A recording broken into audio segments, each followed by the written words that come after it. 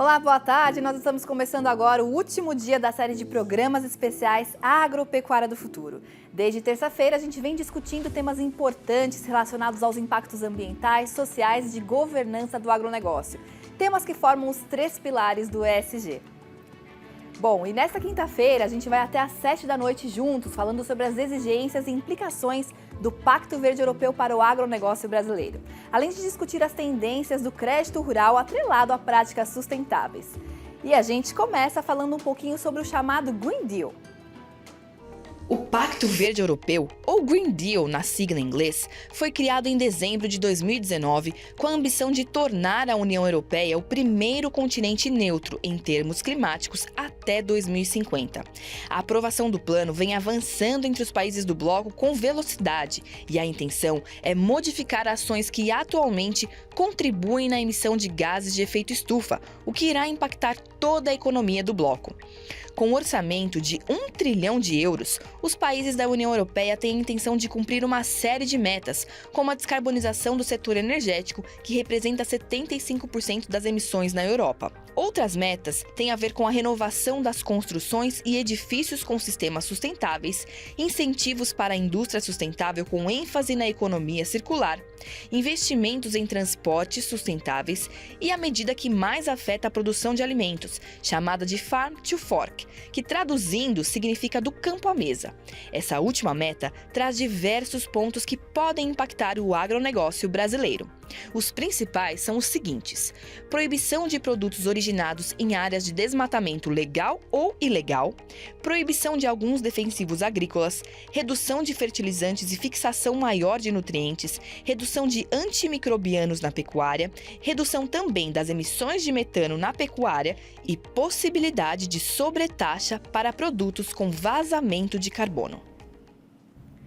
São diversas medidas que podem afetar a produção agrícola e pecuária brasileira e a gente conversa agora sobre isso com os nossos convidados de hoje. Eu estou aqui com o Caio Carvalho, que é presidente da ABAG, Associação Brasileira do Agronegócio. Seja muito bem-vindo, Caio. Muito obrigado, um prazer estar com vocês. Prazer é todo nosso. A gente também está com o Francisco Beduski, que é líder no Brasil da NWF, a National Wildlife Federation. Seja muito bem-vindo, Francisco. Muito obrigado, um prazer estar aqui. Obrigada a você por ter vindo. E a gente está também com a Silvia Fagnani, que é CEO da Think Brasil Diplomacia Corporativa. Muito obrigada também por ter aceito o nosso convite, Silvia. Obrigada. Que bom. E online participa com a gente o Maurício Bauer, que é Head de Sustentabilidade da JBS Brasil. Ele participa com a gente direto de Brasília. Já temos ele aqui, pessoal, para colocar aqui. Olá, Maurício, tudo bem? Olá, gente. Boa tarde. Obrigado pela oportunidade. Peço desculpas aí se tiver algum barulho de fundo. Não, tá tranquilo, Maurício. A gente está te ouvindo bem, tá tudo certo. Obrigada por participar aqui com a gente. Bom, e antes de começar as nossas perguntas aqui para os nossos convidados, eu quero lembrar que você aí de casa também pode participar com a gente enviando a sua pergunta para o nosso WhatsApp. Anota aí, o nosso número é o 11 94379 7041 e eu estou esperando a sua participação, hein? E agora sim, vamos começar. Caio, um dos pontos aí importantes que chama atenção no Pacto Verde Europeu é a questão do desmatamento zero, né? Eles não levam em consideração a questão do desmatamento legal ou ilegal, como prevê o nosso Código Florestal. Então, isso é uma regra unilateral que não está respeitando as regras do Brasil e tudo mais? E como que a gente poderia trazer eles para o diálogo para que isso seja levado em consideração? Olha, é muito interessante isso. O fato é que a gente vive um mundo muito diferente. Às vezes me vem a lembrança que o que é novo é a volta do velho, quer dizer, a gente está voltando a medidas unilaterais, enquanto toda a questão legal está no multilateralismo, na Organização Mundial do Comércio. Essa atitude ou essa ação do Green Deal europeu é absolutamente unilateral. E, portanto, a partir daí as coisas, obviamente, ficam muito mais complicadas. Eles começaram a conversar agora, depois que colocaram o plano deles na mesa, não procuram recuar 1 centímetro. De algum modo, perceberam que há uma série de questões que certamente meus colegas aqui de bancada vão estar abordando, a começar desse aspecto de você ter feito uma regra global, partindo do mundo temperado, digamos assim, com um mundo que tem tantas diferenças, principalmente o mundo tropical, que é o nosso caso. São diferenças monumentais que têm que ser respeitadas, e nas últimas reuniões que a gente já tem feito, tivemos uma semana passada, etc., eles percebem que há questões que têm que ser revistas, né? Uma das questões mais graves, você começa com essa pergunta, é, digamos, quando eles não respeitam as legislações dos países para os quais eles querem impor regras, rules, como eles dizem, né? E se julgam, digamos assim, os regradores mundiais, querem colocar uma regra de desmatamento zero. A grande resposta que eu faria era se eles aceitarem espelhar essa discussão e nós colocarmos pontos que deveriam ser olhados por eles também. Então, o nosso Código Florestal é absurdamente, digamos assim, fortíssimo para eles. Sim. E, obviamente, nós temos o que é desmatamento ilegal. Então, a discussão de desmatamento zero começa já, digamos assim, numa situação ruim, porque não respeita a nossa legislação. Coisa muito diferente do que estão fazendo os americanos, discutindo o mesmo tema conosco, quando eles querem entender direitinho o nosso Código Florestal, o que é legal, o que é legal, e trabalhar o desmatamento ilegal, não o desmatamento zero. Então, começa por aí o problema. Tá certo. Bom, Francisco, a gente queria falar também um pouquinho sobre a questão de desvincular a imagem do Brasil do desmatamento, porque os nossos produtores, né, em sua grande maioria, eles já seguem o que determina o nosso Código Florestal. Então, como que a gente pode trabalhar para desvincular a imagem do Brasil de problemas socioambientais? Perfeito, obrigado pela pergunta. Do nosso ponto de vista, né, de quem está trabalhando toda essa questão de monitoramento de cadeia e tudo mais, procurando ajudar a cadeia aqui no Brasil a reportar isso lá para fora, então, comunicação realmente é um problema central. E a comunicação passa muito por isso que o Caio vem trazendo, né, por essa falta de percepção, né, às vezes um ator externo vem com um pedido muito alto, né? E no momento, pelo que a gente tem visto, realmente eles não estão dispostos a retroceder nisso. Então, a gente tem que melhorar a nossa comunicação. E uma das questões que a gente tem que começar a tratar de uma forma muito séria é de parar de falar, por exemplo, o Brasil preserva 2/3 das suas florestas originais, ou Mato Grosso, onde eu moro, tem tantos % de área preservada, tem mais de 50%, não importa mais isso. A gente tem que começar a trazer a informação para o nível de propriedade, né? E no caso específico da pecuária, não é mais a propriedade apenas aquela que vendeu o gado para o frigorífico, né? É a cadeia produtiva ali, todo mundo que está para trás e tal. Pelo menos é isso que está previsto. Então, a gente tem que começar a trabalhar em soluções para isso, para poder comunicar melhor, para poder espelhar lá fora a nossa realidade, né? E começar a fazer progresso.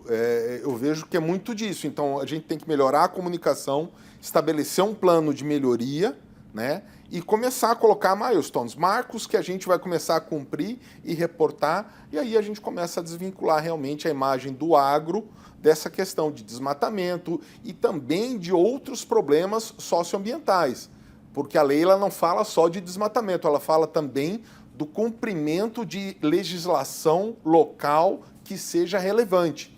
Então, por exemplo, questões relativas a trabalho análogo a escravo, né? Sobreposição com terras indígenas, sobreposição com unidades de conservação, tudo isso deve ser considerado nessas análises e reportes que nós vamos ter que começar a enviar para poder fazer essa separação. Com certeza. Inclusive, pegando esse seu gancho sobre a pecuária, né, que hoje importa também os fornecedores indiretos, né, não só aquela fazenda de onde veio o abate, eu queria trazer o Maurício aqui para a conversa e te perguntar, Maurício, o que vocês ali como indústria estão fazendo para conseguir mostrar isso para o mercado, para conseguir trabalhar essa complexidade que é a rastreabilidade do nascimento ao abate do bezerro, dos animais? Obrigado. O aumento da governança da cadeia e o aumento da rastreabilidade até o ponto mais distante possível, ele de fato é um desafio que a gente enfrenta hoje no Brasil e todos os atores operando nesse espaço, atores de mercado operando nesse espaço, enfrentam esse mesmo desafio, né? Então, assim, há uma legislação, a Lei Geral de Proteção de Dados, que tem... É uma legislação rigorosa do ponto de vista do acesso a dados que não estão, entre atores que não estão diretamente ligados a uma transação comercial, e essa legislação tem que ser obedecida, né, dentro do cenário que estamos hoje em dia. Então, assim, o que a JBS fez, ou está fazendo, é a criação de uma plataforma em que o pecuarista entra com seus dados, a plataforma pecuária transparente, e o seu fornecedor também entra com seus dados, de maneira que haja um consenso entre a cadeia, para que a gente consiga, então, operar dentro dos limites legais dessa restrição de acesso às informações, mas ainda assim aumente a visibilidade e o controle que a gente tem na cadeia, né? Essas iniciativas, elas requerem investimento e criatividade por parte do setor privado. Uhum. O aumento da transparência no acesso a essas bases de dados destravaria de maneira significativa o controle, a capacidade de controle que a indústria tem na cadeia da pecuária, da soja e de outras commodities agrícolas. Mas o setor privado não pode esperar que isso se concretize para que ações comecem a ser tomadas. Então, assim, essa iniciativa é uma delas.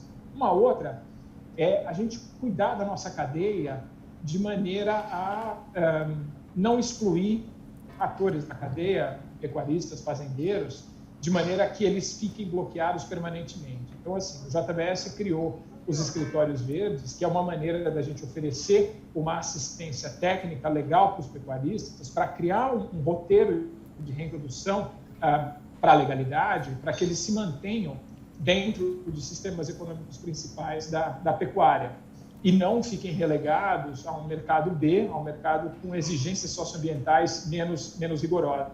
Então, cuidar da cadeia para a promoção de uma transformação setorial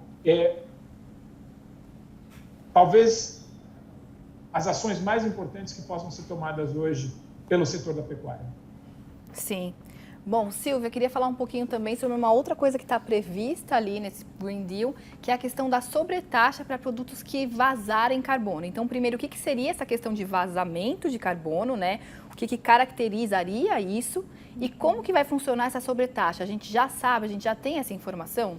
Não, na verdade não existe ainda uma previsão de quando vão ser aplicadas as sobretaxas, mas o acordo ele tem uma previsão ali para se algum momento tivesse vazamento de carbono.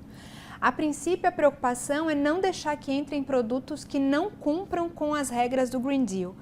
E aí as regras do acordo, elas em tese são iguais para países europeus e para países fora do bloco, mas você sai de pontos de partida diferentes. Então, como o Caio estava falando, desmatamento zero, o ponto de partida que a Europa estabeleceu é 1999. Em 1999, a Europa já tinha desmatado tudo, já estava num nível de desenvolvimento altíssimo, enquanto a gente tinha uma agricultura muito rudimentar até em 99. Nosso avanço tecnológico, nosso desenvolvimento e a nossa abertura de terras foi muito grande de 99 para cá. Então, como se compara isso? A mesma coisa quando a gente fala no uso de defensivos. A agricultura da Europa ela já está num nível mais biológico, orgânico, porque a gente fala de pequenas áreas, de uma incidência menor de pragas, o que é incomparável com as nossas áreas produtivas aqui no Brasil. Então, simplesmente fazer essa comparação por vazamento de carbono, ela não é realista, né?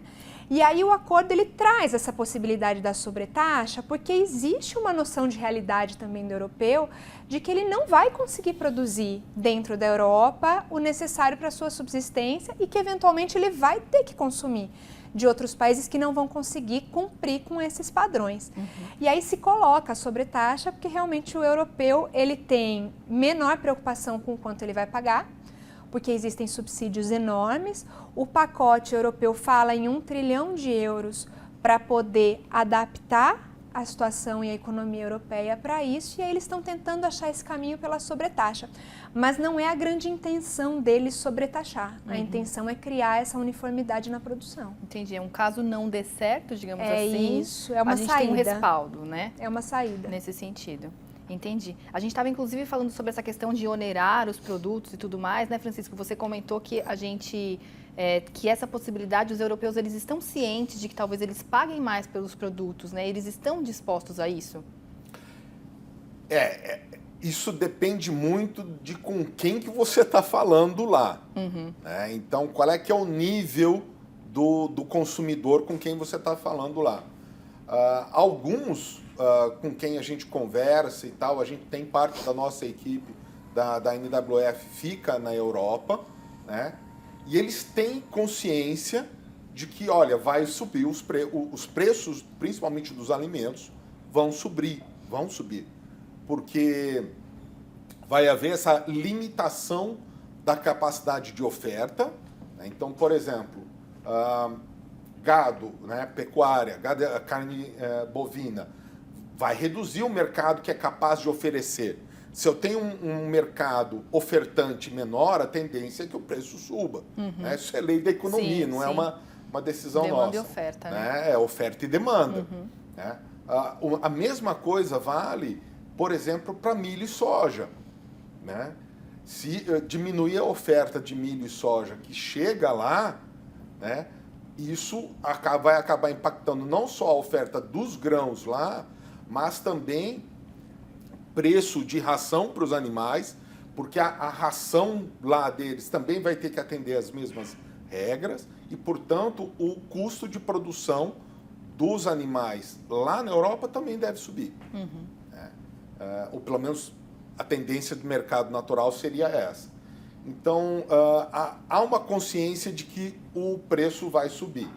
Por outro lado, há também uma consciência de que isso é importante, de que vale a pena pagar esse preço, porque o senso geral é de que isso vai trazer um impacto positivo nas questões ambientais para o planeta como um todo. Sim.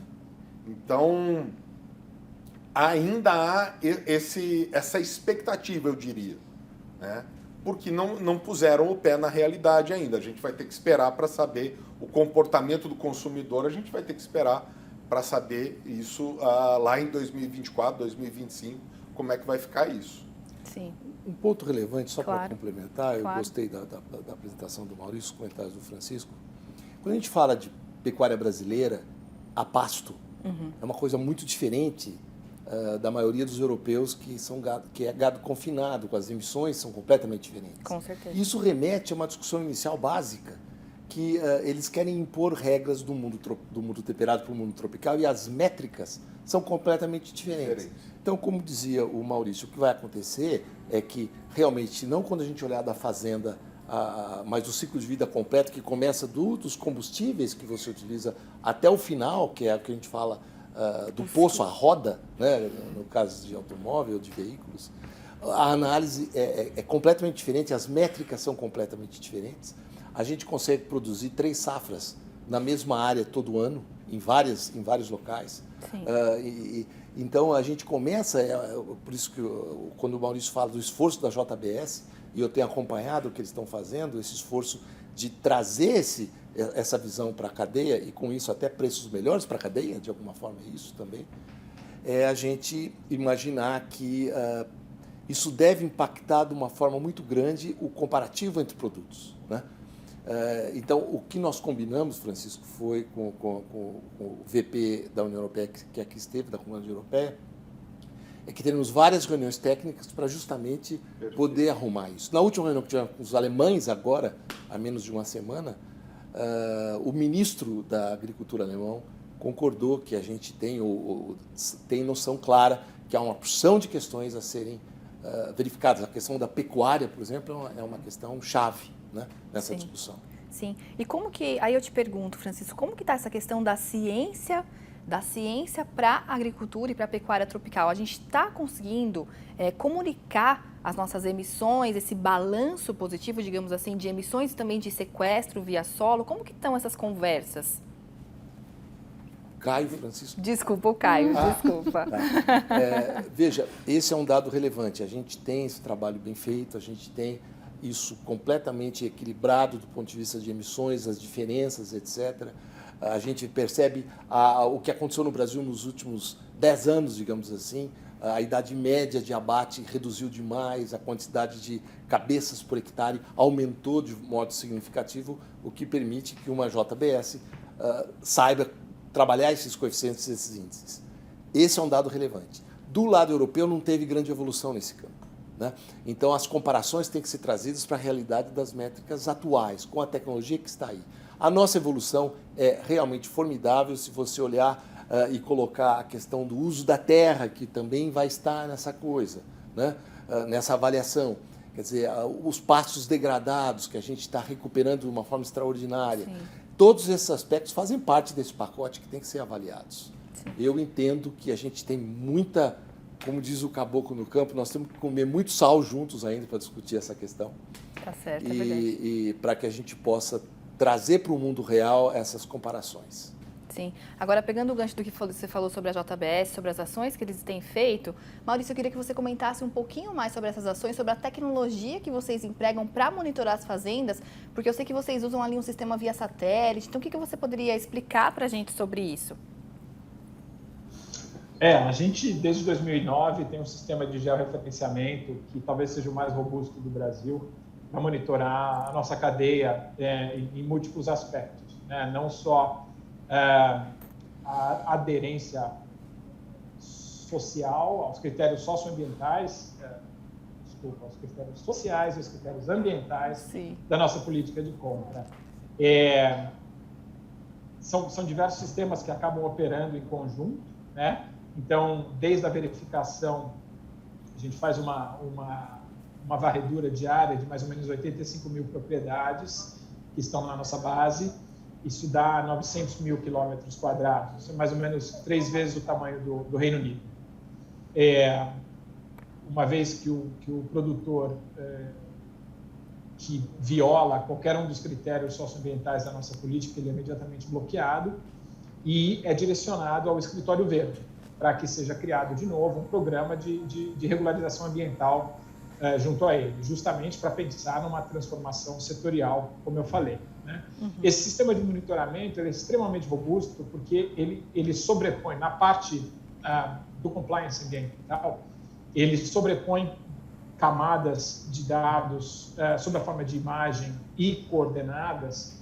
Então, assim, a gente usa como base o polígono da propriedade, né, do qual a gente está comprando. Esse polígono da propriedade, a localização dela conecta com diversas bases de dados que oferecem informações ligadas à proximidade ou avanço de terras indígenas, áreas de preservação e o desmatamento dentro daquela propriedade, desmatamento ilegal dentro daquela propriedade. Esse sistema, ele, como eu falei, vem sendo aprimorado desde 2009, é extremamente rigoroso, usa como fonte de informação o PRODES, que é um sistema de georreferenciamento que se vale da infraestrutura do sistema de satélites da NASA, e aumentar a governança da cadeia significa ir além dos fornecedores diretos, significa, de novo, como a pecuária brasileira ela tem um perfil muito estratificado, de muitas camadas, monitorar eficientemente somente os fornecedores diretos não é suficiente. A gente tem que aumentar essa é a exigência da legislação da União Europeia, né? Então, assim, estou aqui em Brasília, estamos discutindo isso diretamente com o Reino Unido, com a União Europeia, com os Estados Unidos, e as grandes empresas, os grandes traders de soja, a JBS, os seus maiores concorrentes, eles vão se adaptar, né? Mas essa não é a maior preocupação. A preocupação são os atores que não têm condições de se adaptar a uma legislação posta de maneira tão despreparada. A impressão que nos dá é que essa legislação é um bolo que está 60% assado. Então, nas discussões, existem mais perguntas do que respostas, por parte dos membros da União Europeia, né? Então, assim, a gente tem que pensar no setor como um todo. A gente tem que se unir como setor, né? As grandes empresas, como eu disse, vão se adaptar. Elas têm recursos, elas têm capital, elas têm disposição, mas a preocupação é com quem não está dentro desse jogo dos campeões. Sim, perfeito. Francisco, aproveitando essa fala do Maurício, o que a gente precisa, o que está à disposição hoje dos pecuaristas para que eles possam acessar essa questão da rastreabilidade? Hoje em dia, quais que são os principais desafios? É uma questão de vontade, é uma questão de investimento? O que está envolvido nisso? Bom, vamos começar pela parte de tecnologia. Tecnologia, para isso, hoje, a gente já começa a ter uma luz no final do túnel, eu diria, né? Tanto pelo lado da indústria, né? A NWF ela vem discutindo com diversos atores do setor como ampliar esse monitoramento da cadeia para além dos fornecedores diretos, né? E tudo isso respeitando toda a legislação nacional, inclusive a própria LGPD, né? A Lei Geral de Proteção de Dados, mas vim discutindo isso não só na parte de ferramenta de tecnologia, mas também com regras comuns, regras pré-competitivas, né? Então isso seria pelo lado da indústria.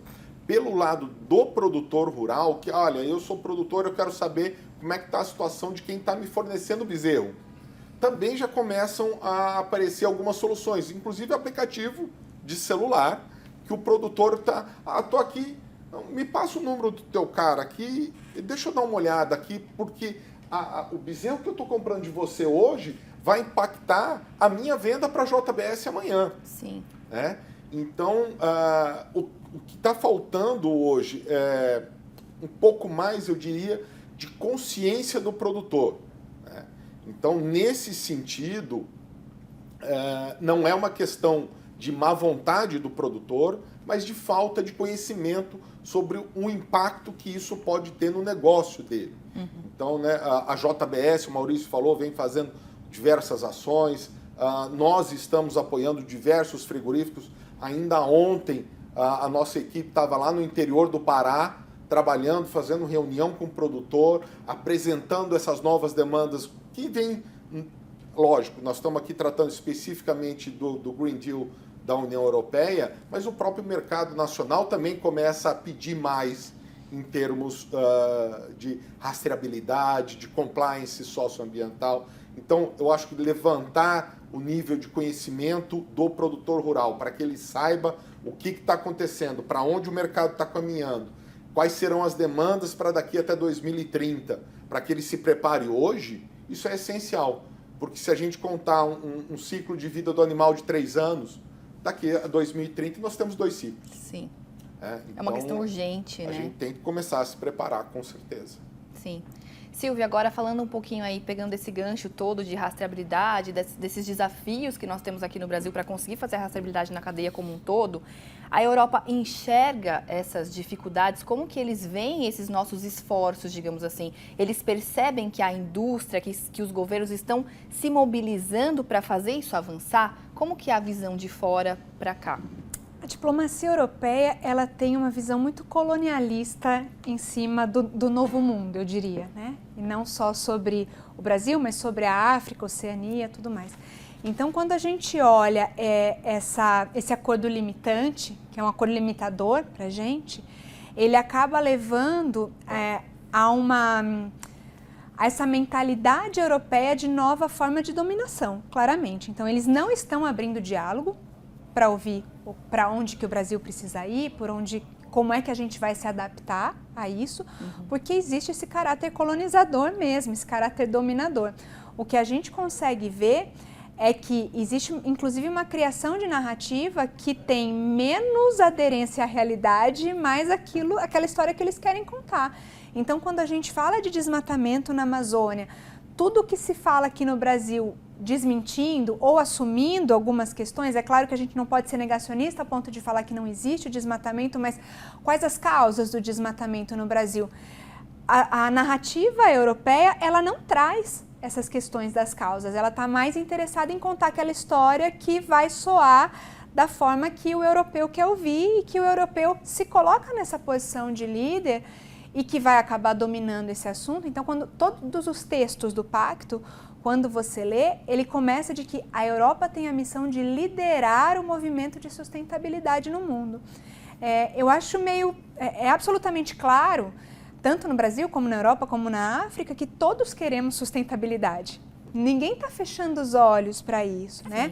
A gente vê esses movimentos aqui no Brasil, a gente vê desde a escola dos nossos filhos até a forma como a gente vive, como a gente tem lidado com diversos assuntos aqui.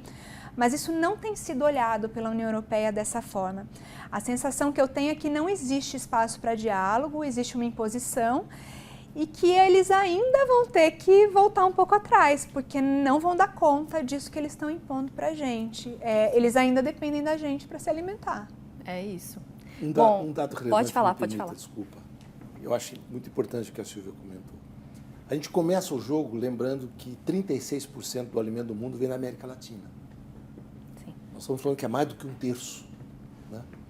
Então, a gente está falando de uma coisa realmente muito efetiva. O Maurício fez comentários mostrando que, de alguma forma, bem subentendido, esse processo que a gente tem uma reação, a princípio, negativa, acelera ou nos acelera a adotar medidas importantes, gerenciais, tecnológicas, o que não é ruim. Agora, por outro lado, é sempre importante, a Silvia colocou bem, que quando você lê, eu tive que fazer isso várias vezes, quando você lê a questão da governança, que está por behind the scenes, né, que está por trás daquele documento que a gente está olhando, você vê, digamos assim, restrições claras com coisas, por exemplo, a governança corporativa, como está lá, não traz a diferença entre empresas de capital aberto, empresas familiares, está tudo no mesmo bolo. A due diligence, ou a avaliação é feita por um europeu, da minha realidade, feita por um europeu que não conhece a minha realidade. Por outro lado, isso tudo traz temores, digamos, não só para as empresas ou para o CEO dessas empresas que podem entrar na lista negra, que seria publicada pela União Europeia, de empresas e de pessoas físicas, CEO de empresas. Então, há uma série de coisas que assustam muito. A diferença profunda que eu acho, vale a pena comentar com vocês, é a questão da visão, por exemplo, que eles começaram isso há um tempo atrás e agora começam a ter problemas internos. Vale lembrar, eles acabaram de tomar um choque com a Alemanha e Itália, que são as bases das grandes fábricas modernas de automóvel, dizendo não aceitamos o fim do motor de combustão interna em 2035. Tratem de rever, né? Da mesma forma, tomaram um susto louco com a Romênia, com desmatamento, que foi agora caracterizado uma semana atrás, muito forte, vendendo madeira para toda a Europa, que está comprando. Portanto, a Romênia cai com a nota 5, péssima, e os que compraram ficam com a nota 4, todo mundo comprou essa madeira. Então, eles estão vivendo problemas internos que vão ter que ser ajustados, assim como a gente vive os nossos. E, portanto, acredito eu que naturalmente isso terá que ser discutido e colocado as coisas nos seus devidos lugares. É importante olhar para essa questão dos problemas internos, né, Caio? Porque quando eu estou falando nesse movimento de dominação, isso não é só contra a gente. A gente olha o movimento dentro da Europa, um dos princípios é ninguém fica para trás. Então, eles colocam que os países que têm mais condições devem financiar os países com menor condição de chegar nesse pacto para que eles acompanhem. E, dessa forma, eles estão obrigando todo mundo a chegar nesse mesmo ponto, apesar de vários países em menor desenvolvimento na Europa não terem condições e talvez nem a vontade de chegar nesse mesmo lugar.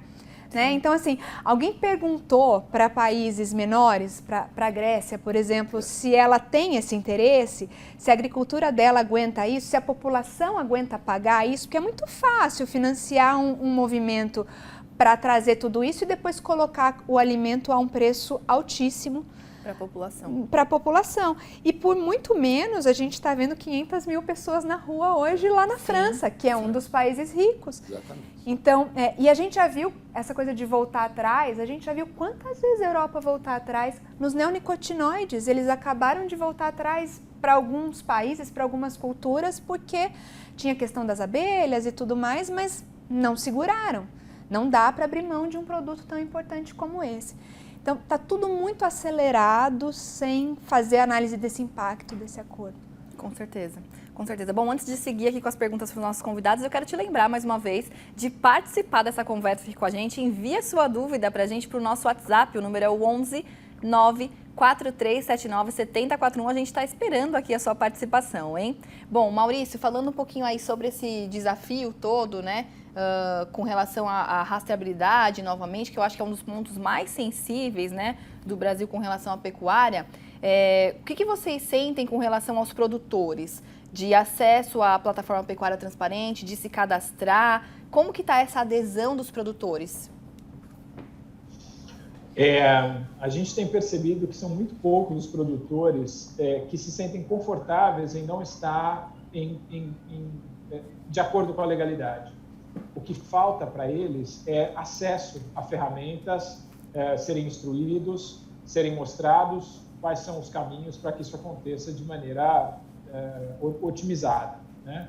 Então, assim, a gente tem tido uma aderência significativa dos produtores, né? Acho que em um ano e meio, pouco mais de um ano e meio do programa, a gente regularizou 4.200 fazendas.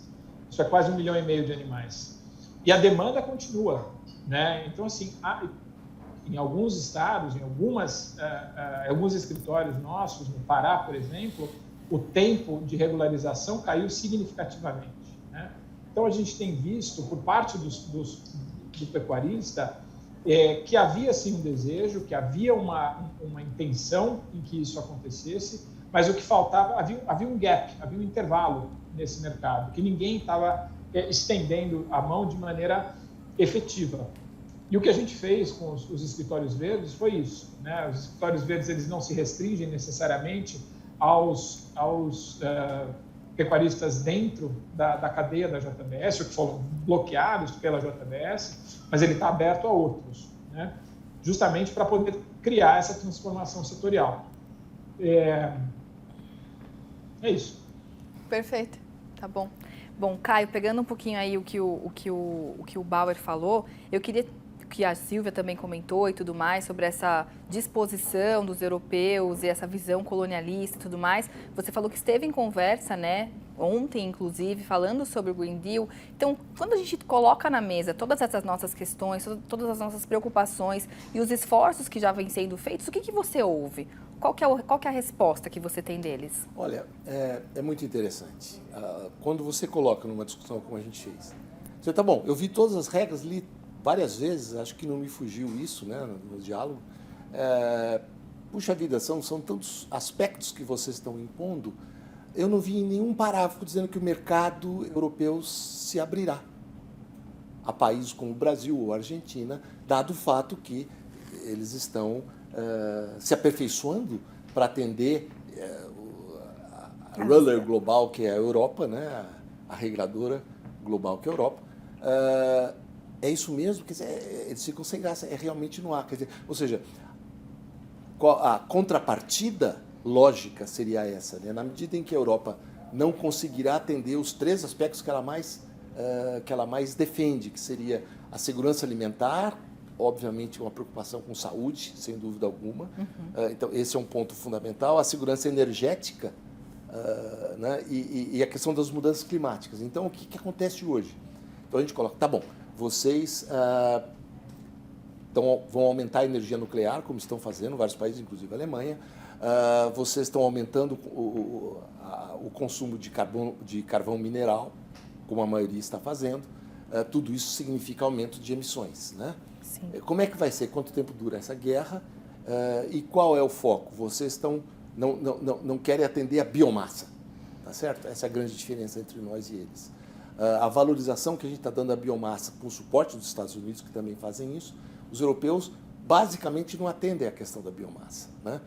Então, eles não têm interesse por biocombustíveis, eles não entendem isso como um aspecto fundamental para um processo de curto prazo e no futuro com as tecnologias que estão chegando, como etanol de segunda geração e outras coisas.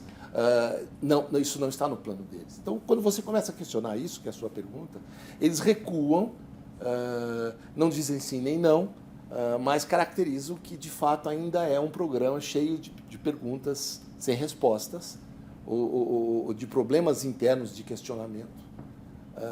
Então a gente tem, ao meu ver, um longo caminho, o que não tira o valor e a importância, que o Maurício colocou tão bem, dos esforços das nossas empresas em já irem se preparando para esse mundo novo que vai requerer uma série de coisas que a gente tem que estar preparado para elas. Mas, de qualquer modo, a gente percebe que há uma hipocrisia enorme nessas discussões. Com certeza. E que tem que vir a público, de algum modo. Com certeza. Se você me permite Claro, um ponto, claro. eu queria trazer mais um ponto para isso que o Caio e o Maurício, que a gente vem discutindo aqui, porque a gente, como organização não governamental, a gente faz essa ponte e faz uma ponte de via de mão dupla, ou seja, a gente leva questões do mercado para o produtor rural, né, apoiando os frigoríficos e tal, mas também leva daqui para lá. Sim. Né? E um ponto que a gente tem levado para os atores que estão no setor privado na União Europeia, né, muito mais no setor privado do que no governo, é de que, olha, bacana, vocês querem